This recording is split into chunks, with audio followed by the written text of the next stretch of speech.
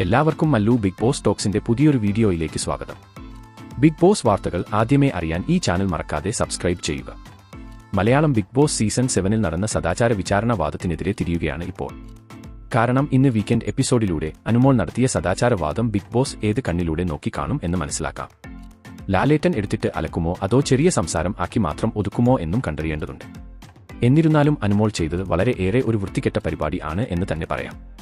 കാരണം ഒരു രണ്ട് വ്യക്തികളുടെ പേഴ്സണൽ കാര്യം, അവരുടെ ഇടയിൽ മാത്രം സംഭവിച്ച കാര്യം, അത് ഇനി ഉള്ളതോ ഇല്ലാത്തതോ ആയിക്കോട്ടെ, മറ്റുള്ളവരുടെ മുന്നിൽ വെച്ച് അത് ഇത്രയും തരം താഴ്ന്ന രീതിയിൽ അതിനെ ഇട്ട് വലിച്ചു കീറുന്ന രൂപത്തിലാക്കുകയും അത് എങ്ങനെ എന്ന് അനുകരിച്ച് മറ്റുള്ളവരുടെ മുന്നിൽ പ്രദർശിപ്പിക്കുകയും ചെയ്യുന്നത് എത്രത്തോളം ചീപ്പ് പരിപാടി ആണ് എന്ന് നമുക്ക് മനസ്സിലാക്കാവുന്നതേ ഉള്ളൂ. ഇത് സത്യത്തിൽ ഒരു സദാചാരം തന്നെയാണ്. കൂടാതെ അത് അത്രയും ആളുകളുടെ മുന്നിൽ 2-3 മണിക്കൂറുകൾ വെച്ച് വിചാരണ ചെയ്യുകയും ചെയ്യുന്നു.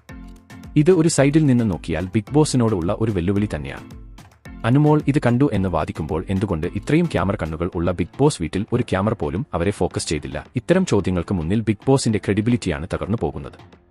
ഒരുപക്ഷെ ഇതെല്ലാം ഒരു ഗെയിമിന്റെ ഭാഗമായിട്ട് ആവും ബിഗ് ബോസ് എടുക്കുക.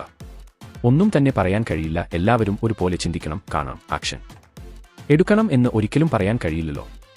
എന്തു തന്നെയായാലും ഇന്നത്തെ വീക്കെൻഡ് എപ്പിസോഡിൽ ഇതിനെ സംബന്ധിച്ച് ചർച്ചകൾ ഉണ്ടാവാൻ സാധ്യത ഏറെയാണ്. ഇല്ലെങ്കിൽ ഇത് പുറത്ത് വളരെ വലിയ ഒരു പ്രശ്നം ആവാനും സാധ്യത കാണുന്നുണ്ട്. കൂടാതെ അനുമോൾക്ക് എതിരെ എന്ത് നടപടി ആകും സ്വീകരിക്കാൻ പോകുന്നത് എന്നും കണ്ടറിയേണ്ടതുണ്ട്. കാരണം ബിഗ് ബോസ് ചരിത്രത്തിൽ തന്നെ ആദ്യമായാണ് ഇത്തരത്തിലുള്ള വിചാരണ നടക്കുന്നത്. ഇത്രയും സീസണുകൾ ആയിട്ടും ഇങ്ങനെയൊക്കെയുള്ള സംസാരങ്ങൾ ഉണ്ടായിരുന്നെങ്കിലും ഇങ്ങനെയൊക്കെയുള്ള കാട്ടിക്കൂടിയുള്ള കൂട്ടാക്രമണം ഉണ്ടായിരുന്നില്ല. ഇത്തരത്തിലുള്ള സദാചാര വിചാരണകൾ സംഭവിച്ചിട്ടില്ല. അതുകൊണ്ട് തന്നെ കാത്തിരുന്നു കാണേണ്ടതുണ്ട് ബിഗ് ബോസിന്റെ നീക്കത്തിനായി. അപ്പോൾ ഇതിനെപ്പറ്റി നിങ്ങളുടെ അഭിപ്രായങ്ങൾ എന്തൊക്കെയാണ്?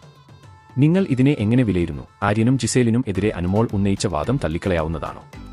അഭിപ്രായങ്ങൾ താഴെ കമന്റ് ചെയ്യുക. അപ്പോൾ ഇതുപോലത്തെ കൂടുതൽ ബിഗ് ബോസ് വാർത്തകൾക്കായി ഈ ചാനൽ മറക്കാതെ സബ്സ്ക്രൈബ് ചെയ്യുക.